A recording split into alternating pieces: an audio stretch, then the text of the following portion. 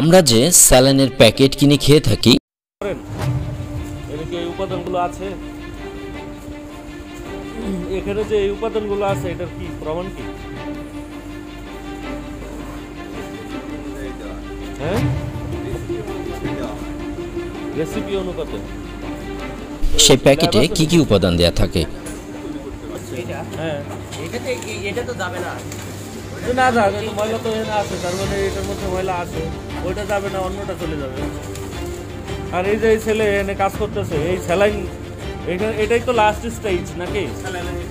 Last stage. তাহলে এই যে ছেলেটা এখানে কাজ করতে, এখানে কাজ করার মতো পরিবেশে আছে? এর পোশাক আশাক, এর মাথায় নাই কোনো টুপি, এর হাতে নাই গ্লাভস, ভরে দিতেছেন আমরা এটা খাবো সুস্থ হওয়ার জন্য, এটা তো আরো অসুস্থ হবে। স্যালাইনে থাকে লবণ অর্থাৎ sodium chloride, potassium chloride, glucose এবং ট্রাইসোডিয়াম সাইট্রেট। এই যে ছেলের যে হাত, এই ছেলের হাতের নখের অবস্থা দেখছেন, এ কিন্তু খালি হাতে এই কাজ করছে। অনেকে হয়তো পানির পরিমাণ কমিয়ে পুরো প্যাকেটের স্যালাইন পান করে থাকেন। এতে কি হয় জানেন? বিশেষজ্ঞদের মতে এক্ষেত্রে শরীরে লবণের মাত্রা বেড়ে যায় অনেক গুণ, আর ডায়রিয়ায় আক্রান্ত হলে শরীর প্রচুর লবণ হারায়। তাই উচ্চ রক্তচাপের রোগীর ও ডায়রিয়া হলে স্যালাইন খেতে হয়। এতে লবণের আধিক্য হবে না বা রক্তচাপও বাড়বে না।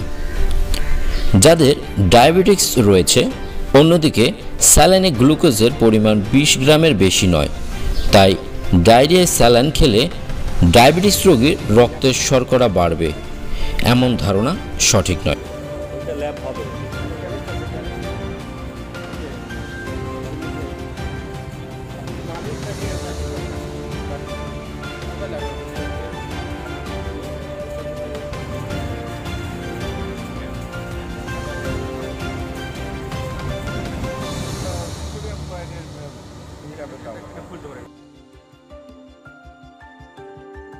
ভুল পদ্ধতিতে স্যালাইন বানানো কেন ভয়ঙ্কর?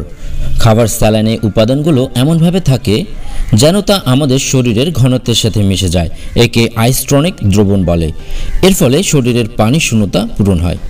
কিন্তু বন্ধুরা, আমরা আজ যেভাবে স্যালাইন বানানো দেখলাম, তাতে করে আমরা কি আর স্যালাইন খাবো?